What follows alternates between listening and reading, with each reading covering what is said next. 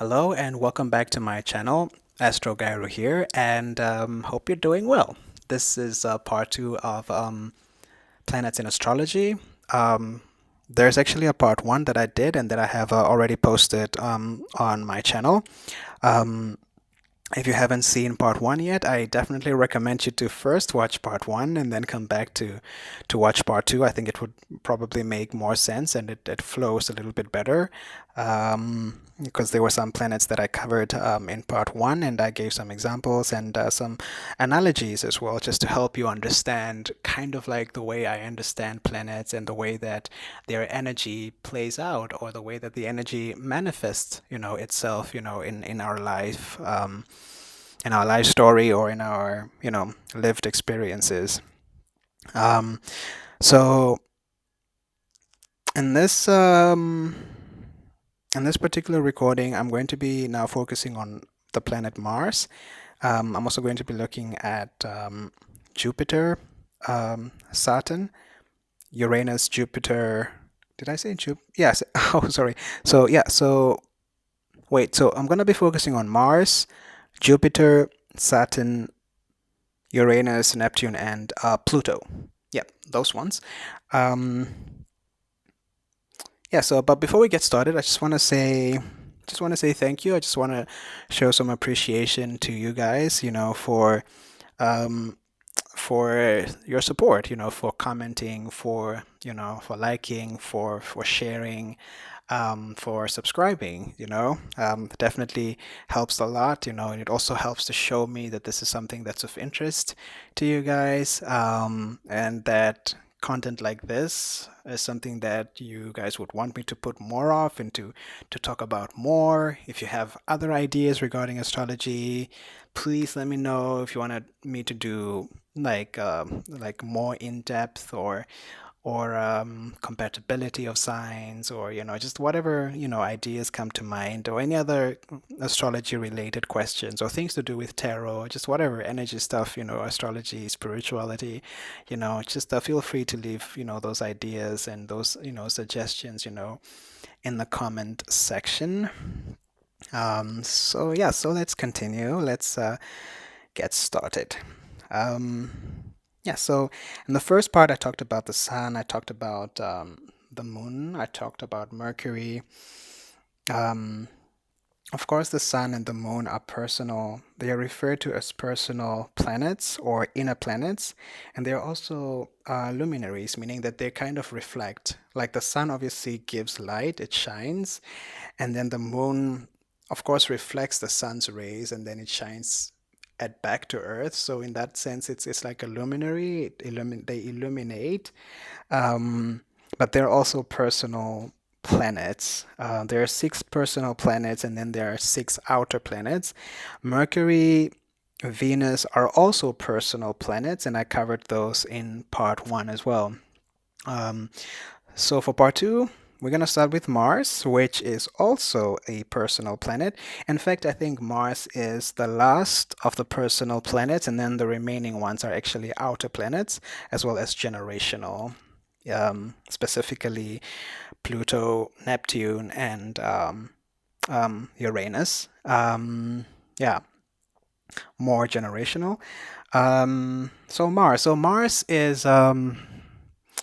Mars is our warrior. Mars is our aggression. Mars is our fighter. It's our determination. It's our willpower. It's our intensity, our passion, you know. Um, Mars is actually really, really important. It's also our sex drive.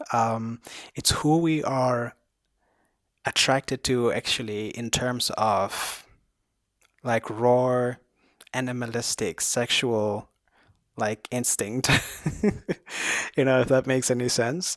I talked about how the moon is also a source of attraction, but that's more of like an emotional attraction. I also talked about Venus also being like an attraction, but that's also more from a physical, what we find beautiful, is it their height? Is it their, the curls in their hair? Is it the fact that it's blonde? Or, is it the blue eyes, the brown eyes, like those kind of physical traits, the very earthy, stuff, because Venus also rules Taurus, so it's like the earthy, you know, those earthy traits and those earthy qualities.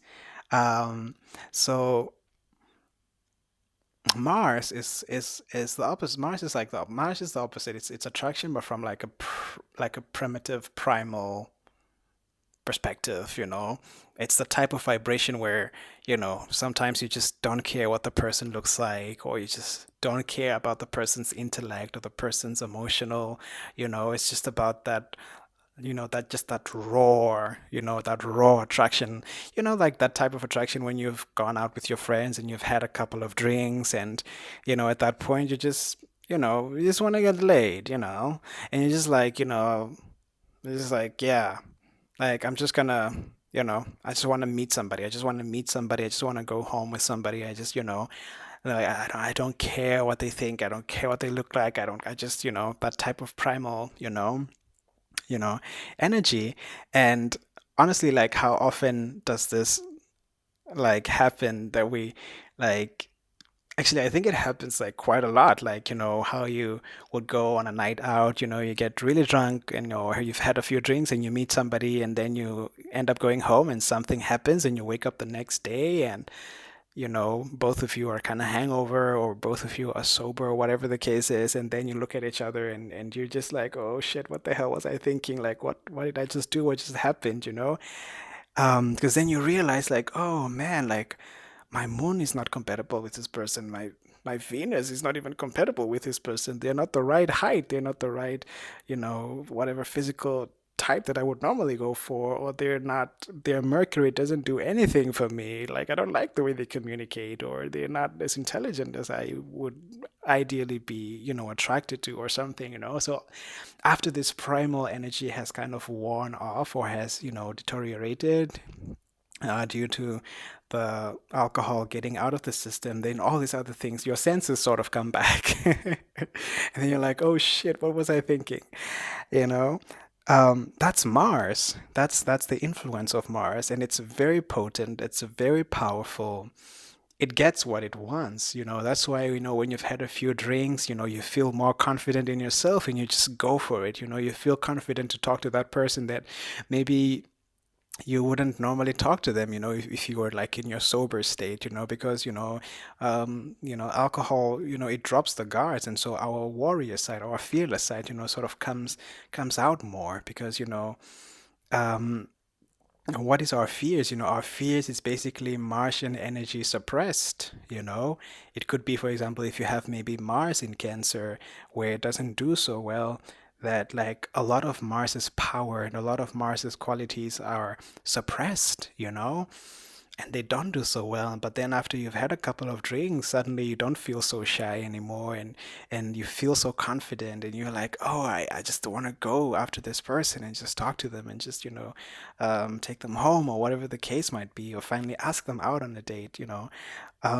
So that's what Mars represents. It's our willpower, it's our strength, it's our drive, um, our force. It's how we work. The kind of energy, not just love and dating and relationships, but it's also the type of energy that we bring forward, in our work environment. Are you kind of like a fast worker? Like, if you have Mars in Aries, for example, you would have a lot of, energy, like a lot of just passionate energy, intense energy, to just get things done. But of course, like when you have Mars in Aries, of course, you have a lot of energy. Like, you have fluctuating energy, um, where you have like energy that like really peaks. Because Aries is like spark. I always think of Aries as a spark of life. So Aries energy is like super fast. It's here now, it's gone like tomorrow. That's like Aries energy. So when you have Mars in Aries at a workplace, you have somebody who's like, they might come at work so they might come to work so early in the morning, and then they get a lot of stuff done, and they get it done so well, actually. By noon, they're like, yeah, I just want to go home, like, and just take a nap, like, like I'm done, like, yeah, that's it, like I'm bored. Like, like it needs to be constantly because like Mars in Aries can be hyperactive, mentally or physically, like ADHD. So like they need like that adrenaline, that motivation. So they kind of do things really fast and a lot of things all at once, and then and then that's it. So that's the type of energy that you would take into the workplace. But if you have it like, let's say, Mars in Taurus, you would maybe not have the same. It gives actually, it works kind of okay. Like it works kind of okay, Mars in Taurus. It gives you like a lot of physical. I mean, obviously, Mars in Taurus works much better, I think, than Mars in Cancer. So, like, when you have it in Taurus, it gives you like a lot of physical stamina, like a lot of physical strength, but it's not as fast as Mars in Aries. So, like, if you have Mars in Taurus, like, you're gonna be somebody who you would come to work, you're probably gonna have like a longer work day, but you're gonna get like your energy is consistent. Like, you're gonna get like a lot of things done, but also done exceptionally well, you know? Um, Mars in Aries might do like a lot of things all at once and miss like the detail, the fine print, because they're just about the bigger picture. Like, they just wanna, like, it's a cardinal energy, so it's just about the bigger picture, but then they'll miss like a lot of the detail, like the small things, and so there's gonna be like a lot of loopholes in their work. And then Taurus, Mars in Taurus is just gonna come along and it's gonna like iron that. They're gonna transform it, because they work very steadily, like slowly but gradually, and they get there. Like it's a consistent energy, and they have like a lot of physical stamina and a lot of patience and perseverance. Um, and so that's like the type of working style or working energy that the actor Mars would bring forth when they embody the energy of, let's say, Taurus, or they embody the energy of Aries. So that's the type of thing, that happens. And um, yeah, so that's what Mars is in a nutshell. Keyword is I act. That's the keyword for Mars. Yeah. Yeah, I mentioned this already. It's like it's our motivation, initiative, um, physical strength, stamina. Yeah, definitely all of those things. And it's also what gets you up and going, like day in and day out, pretty much. And um, what you desire for and what you give in a sexual relationship. Yeah, I talked about that as well. Yeah, Mars is important. I like Mars. Like I have a terrible Mars placement. I wish I had a better Mars placement, honestly. Like, I'm not gonna say where my Mars is. Like, it's just terrible. Um, but yeah, I like Mars. Like, you know, I just wish I had it in a better placement, because like I've come to understand, like through my journey with astrology, like I've come to understand, like, oh wow, so this is why like this is like this and this is like this, because my Mars has embodied a particular energy that maybe it doesn't like so much. So but it's good to understand this thing, because then you get to see what motivates you and what drives you and so forth. um but I also have to say though that, like, honestly, like I have to, because I mentioned this earlier where I talked about how like Mars, like planets can have like a they can be badly aspected, and then in that way like your life is a bit of a challenge. But that's like usually it's not like a bad thing, because it's just something that you kind of have to overcome. It's like a lesson that you have to learn. And that's not always like a bad thing though. It because it makes you like a better person. It also makes you like know how to better utilize that energy. Because it might just be that that energy is in a house that's, you know, like let's say if you have Mars in, well, let's say if you have Mars, for example, like I was saying, you have Mars in Taurus or in Aries or whatever. That's like a good placement, like having Mars in Aries, obviously, because that's its ruler, that's where it likes to be, that's its sign. But you might have it in a house of in the fourth house. So you might be incredibly doing so well, like that energy functions and does so well when it comes to family things and when it comes to the home life, because that's where it keeps being drawn to, because that's the house that it has fallen in at the time of birth. But then you might suck at work, like if you're like your sixth house, your seventh house, your business, you might have a different planet there, and so you might do really well at work, really bad at work, but then do so well at home, be protective of your family and put the needs of your family first and your kids first, um, and just have like a lot of energy with things that has to do with the home. Uh, but then not do so well if you wanted to go into, I don't know, let's say business in some sort of other way, like law or whatever.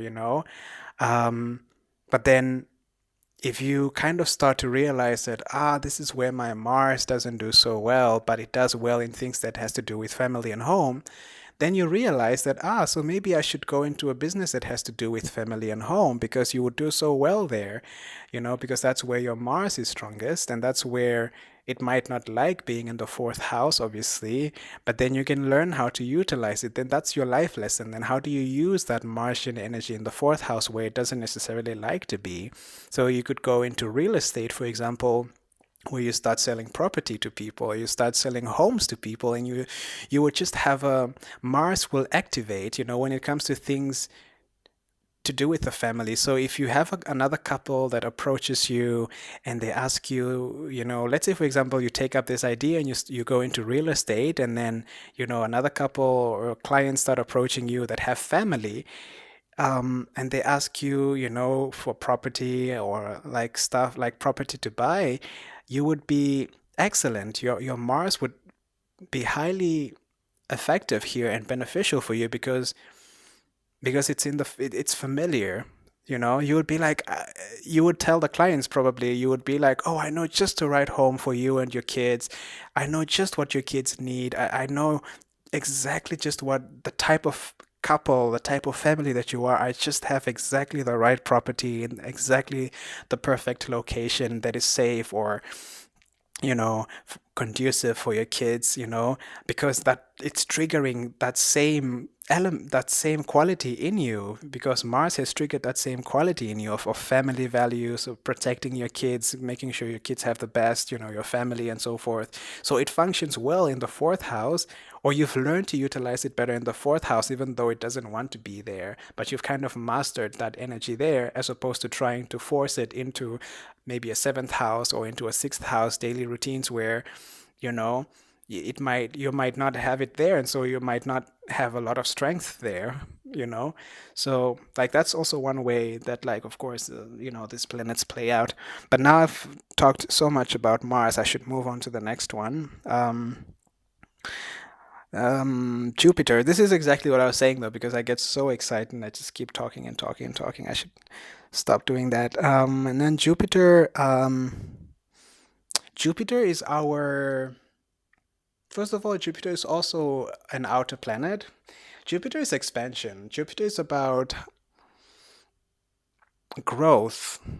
I grow. The key word is I grow. It's about expansion. Jupiter is also a happy-go-lucky sign. Um, it does really well in the ninth house of, distance, long distance education, long, like tertiary education and long distance traveling. It does really well there. It's the life lessons that we're forced to learn. It brings like situations and opportunities that forces us to kind of learn like more about ourselves, so that we're able to expand, you know? If you've gone into like a business venture, like Jupiter energy, if it's well aspected, might kind of help you like kind of know how to make that business grow, and to bring you like more, success and abundance, in that particular area. It's your lucky charm, so to speak. Um, it also talks of philosophy, it talks of ethics and morality. Um, And it also talks about, like I said, where you're afraid or where you're cautious and where you need to let go of those fears, or where you need to grow and expand. It forces you to question your religion, your faith, things of that nature. But generally, it's usually a good planet to have if it's well aspected, if it's in a good house, and if it's in a good sign. Um, Naturally, its sign is Sagittarius, but if it's in I don't know which sign to use as an example, but usually, yeah, it's a good energy if it's well aspected. Yeah, so that's Jupiter, and then the next one I have here is Saturn. Saturn has to do with achievement. The key word is I achieve, and Saturn. The way I look at Saturn, because Saturn also rules over Capricorn. Saturn is a little bit old. Like I see it as like old wise energy. It's the been there, done that type of vibration. Um it's um it's an old energy. First of all, it has to do with ambition, major life lessons, feelings of inadequacy and so forth. And also it's about boundaries and restrictions, because wherever Saturn is also really slow, maybe because it's an older planet. And so wherever it finds itself, like it restricts, it puts restrictions on things until at least the age of 30 or over the age of 30. So when you have Saturn in a particular house, you'll find that there's a lot of challenges. Like you're not going to get the benefits of that house until you have mastered, your Saturn energy. If you have it, like, for example, if you have Saturn in your second house of money or your second house of career, you'll find that money comes by really hard. Even if you have like um, let's say, even if you have like well, if you have like if you have Jupiter, for example, in the second house, you might be lucky with money and so forth. But if Jupiter is there with Saturn, it's gonna be like they're gonna be fighting each other. So on the one hand, Jupiter is gonna bring you a lot of wealth and a lot of luck with material things and money and so forth. But at the same time, while this luck is coming, it's also possible that Saturn is gonna block some of those, or it's gonna make you lose all of that money like really quickly. Um, because the whole point is that it wants to force you to learn a lesson, to learn something. And so it's like you keep getting money, but then you also keep losing it just as quickly as you keep getting it. Like if you have Jupiter and Saturn like in the second house, for example, that is what would happen. um so Saturn is our life lessons. What else do I have here on my notes? Limitations and practicality. Um, yeah, but it's an older planet. It's about growth. It's just business and wealth, and but these are things that you only get these benefits much later, like after the age of 30, sometimes even like 35. It really comes later. It's an energy that I kind of I don't like it actually. But I understand it, and I actually appreciate it, and like once you've mastered it,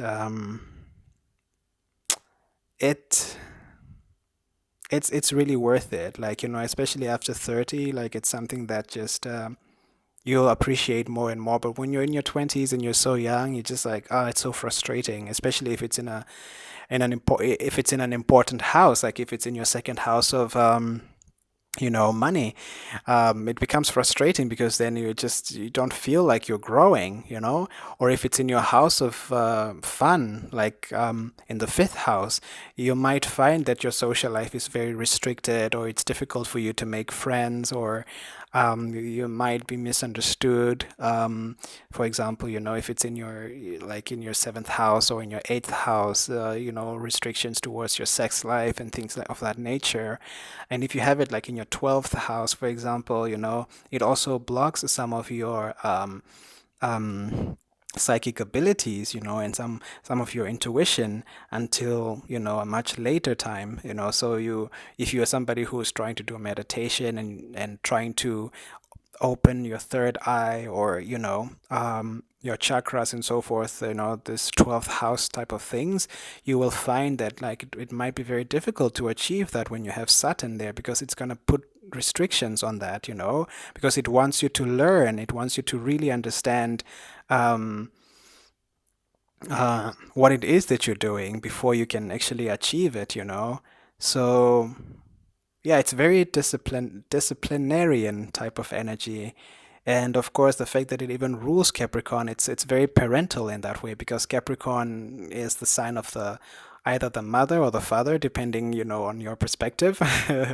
Usually it's seen as the sign of the father, although traditionally it has been the sign of the mother, but like modern astrologers, of course, view it as the sign of the father, because the Cancer is seen as the sign of the mother. But of course, nonetheless, it's very disciplinary type of energy, and very serious type of energy as well, in the way that it carries itself, the way that it presents itself. Um, so it presents that seriousness, that restriction, that disciplinarian in whatever house that it falls in at the time of birth. And then from there, we're going to move on to Uranus. Uranus is also an outer planet. I mean, the remaining planets are all outer planets. Um, so Uranus has to do with evolution, like evolving. It rules over Aquarius, so of course that's no surprise. Um, I kind of see it as like our rebel energy. It's like this rebellious energy that it brings forward, and it's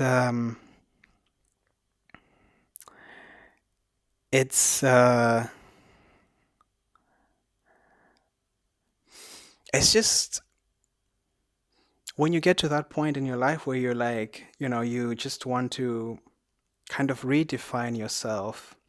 when you when something happens in your life, because usually Uranus, it's a very fast energy, and it's also very intelligent. It's a very intelligent planet, and so it leads to a lot of this, epiphanies in life, where you just wake up one day and you just realize something that has kind of escaped your consciousness, and just one day you wake up and you realize that, why am I doing the things that I'm doing? Why do I always do it the way that I do it? And it's failing, obviously, but I keep repeating this pattern, and then one day you just wake up and you just have this, this moment of awakening, like Oprah would call it, like this aha moment, or whatever.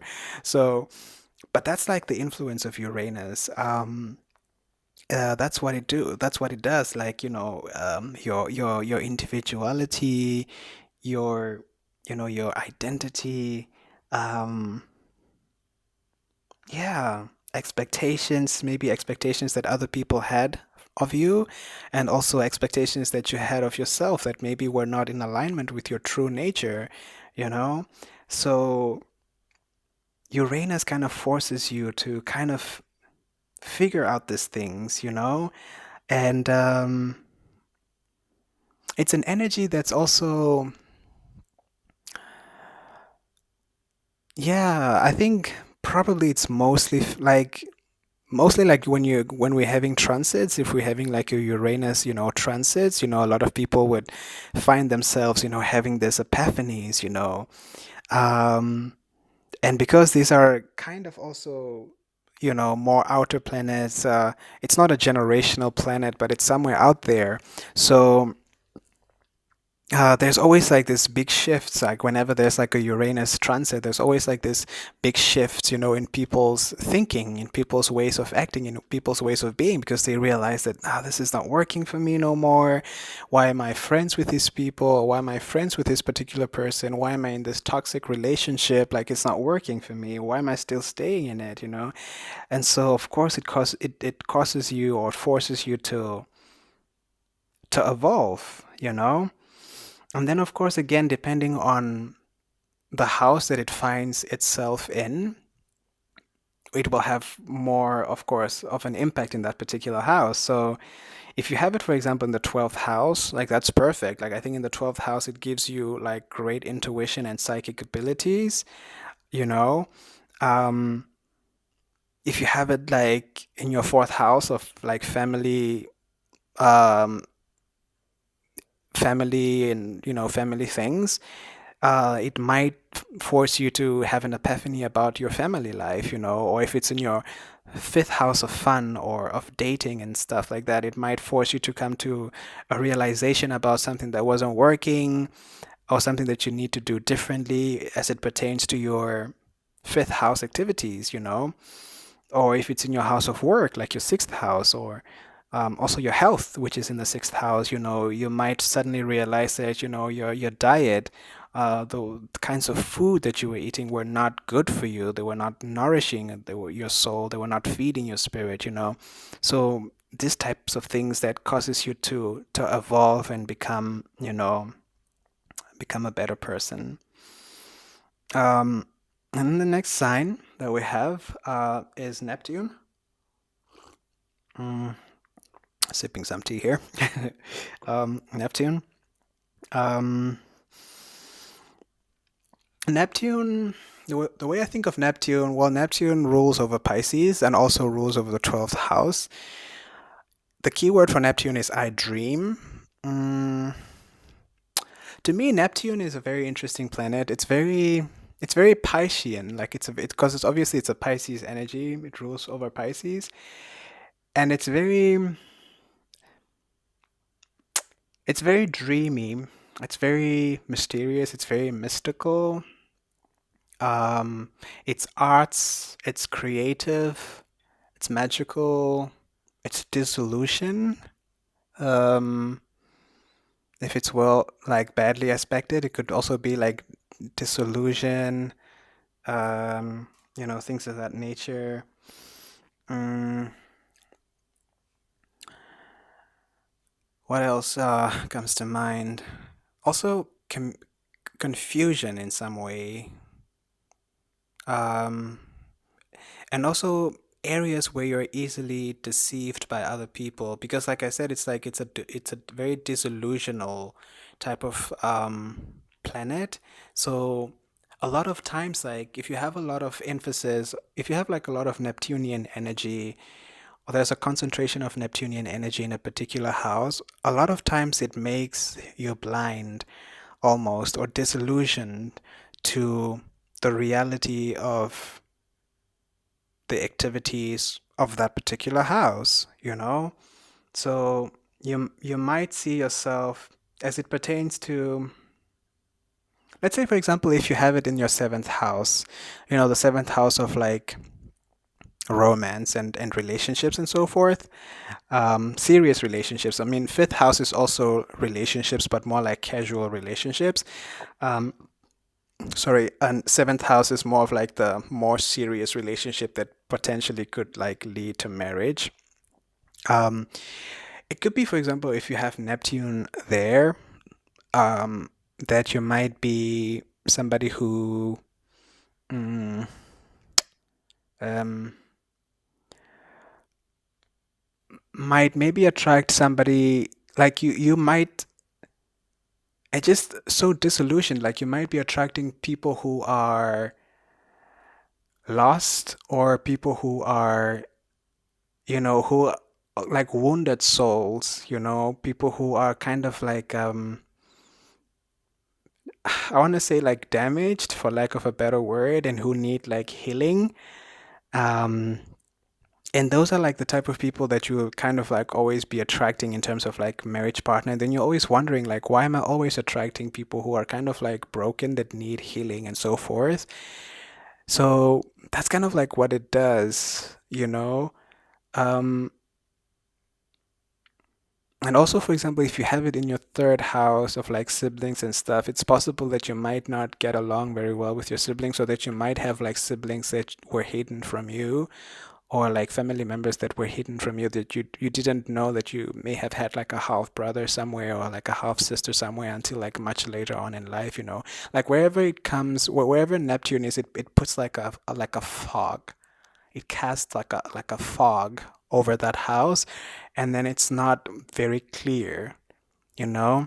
It's like smoke, like you know, like when you go to a concert and you know when the performers are performing on the stage, and then as that particular act is about done, you know, they release the smoke on the stage, and then you know, and then it's not so clear what the people are doing on the stage, you know, and then that's actually the perfect time for the act to go off the stage and then for the next act to come on the stage, because the visuals are very blurry, like you can't quite, you can see that there's something happening but you can't quite see like in detail or in richness what is actually happening because of the smoke that has kind of made it blurry. Neptune has that type of effect, you know, wherever it finds itself, like whatever house it finds itself, it casts that fog that's very mystical, very mysterious, very disillusioned, you know, where things are just not clear, either to you as the owner of that energy or people who are perceiving you from outside, you know. People might say, oh, that person is a little bit la la la, you know, in the head. He's like a little bit cuckoo in the head, or like, you know, he's so dreamy, he's, you know, out of touch, you know, with reality. You know, it has that type of influence, especially if you have a heavy vibration. And if you have it in your first house, um, it could be problematic also, because it might be that you might have a lot of um, struggles with kind of defining yourself, defining where your identity begins and where other people's, you know, your identity, where your identity begins and ends, and where other people starts, because it has no boundaries. It's like smoke. So you might struggle with self-esteem or self-identifying yourself, you know. Your sense of I am or your sense of self might not be as strong as somebody who maybe has Mars in the first house, you know. Um, that's what it does. And also Neptune has to do with alcohol, of course, no surprise, and drugs and you know, narcotics, you know, things of that nature. Um, so it's just that type of planet. That's the type of energy that Neptune brings. But it's a beneficial energy if it's well aspected. If you have it, again, if you have it in your fifth house of creativity and arts, and it might make you somebody who's very artistically, or who is just artistically gifted, or who is like very creative, especially if it's there with another sign that is more grounded. Like if you have Neptune in your fifth house and you also have it alongside, let's say, what can I use as an example there? Let's say if you have, what's a more stable planet that I could put that could go well with Neptunian energy? Maybe let's say, maybe Saturn. Well, Saturn is not like the best, because Saturn is like restrictions and limitations, but it's like a little bit more grounding, you know? So you might have like all these amazing ideas that are kind of based off like collective consciousness, that are not tangible, that are not, you know, that are just inspired by the universe. But then because you have Saturn also in the same house, it still grounds you, because, you know, Saturn puts restrictions, you know. So in that way, like Neptune's influence might not be as strong, because Saturn pulls it restricts it a little bit, it limits it a little bit. So it doesn't make it so potent, but yet it's still strong enough to inspire creativity. But if it's alone in that house, you might be so creative to a point where there's just like no logic in logic in the sense of the world that we live in, you know, that it's just, you're just a dreamy person out of touch of reality, you know. You know, something like that. So but that's what Neptune does. That's the energy of Neptune, the planet Neptune. Um, and then I think I have one more left, and that's Pluto. Yeah, we talked about Mars. We talked about Jupiter expansion. We talked about Saturn. Um, we talked about Uranus. We just now talked about Neptune. And then the last one is Pluto, which is just perfect because we have just gone over 30 minutes, and this is going to be about 40 minutes long. This is much more longer than I had planned, but I hope you guys don't mind. So, yeah, so let's wrap it up quickly. So, Pluto is empowerment. Keyword is I empower. Um, Pluto is it's a very scorpionic type of energy. So it is also a little bit kind of like Uranus in a sense that it's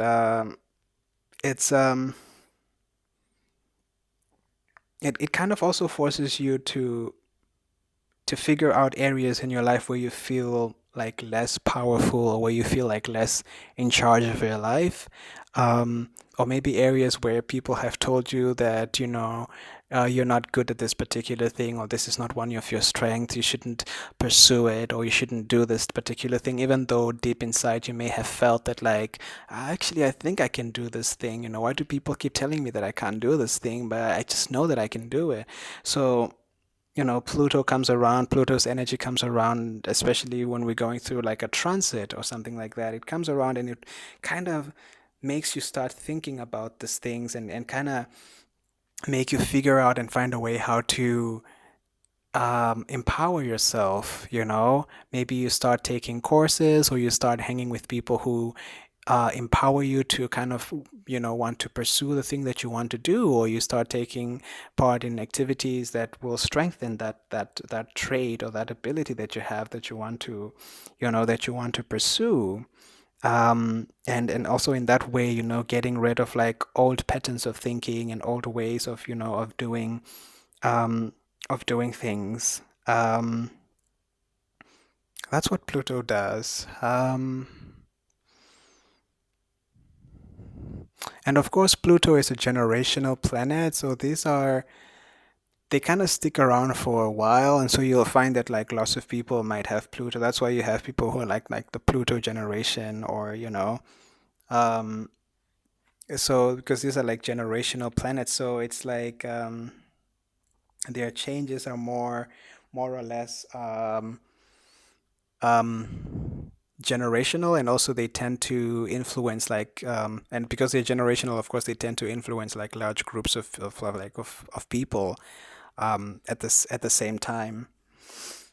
But and they definitely force big changes. Like when I think of like, for example, like now the Pluto, like like with because like with it's a powerful energy. I think it's underrated, but it's also very powerful, but from a generational point of view.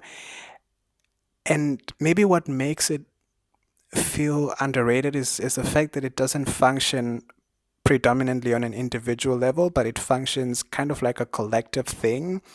Um, Maybe, for example, when we refer to people as like millennials, for example, that could be kind of like an example of like a Pluto type of influence where one generation comes about and they just change the perspective on the way that things were being done, or like views on certain things. Like for example, like maybe let's say the Pluto generation of like people that were born, like for example in the 80s. Like I have to actually check the exact dates, but like for example they came in like the 80s and early 90s, for example. They came in and they ushered in like new ways of thinking, for example maybe ways of thinking about like sexuality and expressing you know um sexuality and so forth. And it also depends like in what sign it falls in. I think the latest one was like Pluto in Scorpio, for example, the Pluto in Scorpio generation.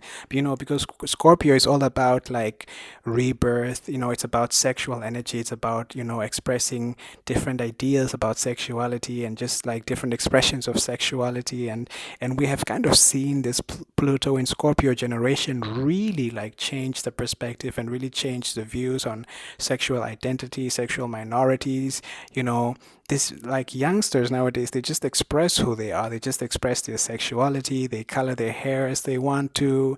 You would find, now, um you know the take on masculinity is totally different. You have like young guys now, coloring their hair pink, or the sort of like challenging like these gender roles and these gender norms and so forth. It's the Pluto Scorpio generation. um like it's changing that, like, aspects of gender, aspects of sexuality, and where other Pluto generations may have had a different vibration, a different generational vibration, where the focus was somewhere else. um Maybe Pluto in Capricorn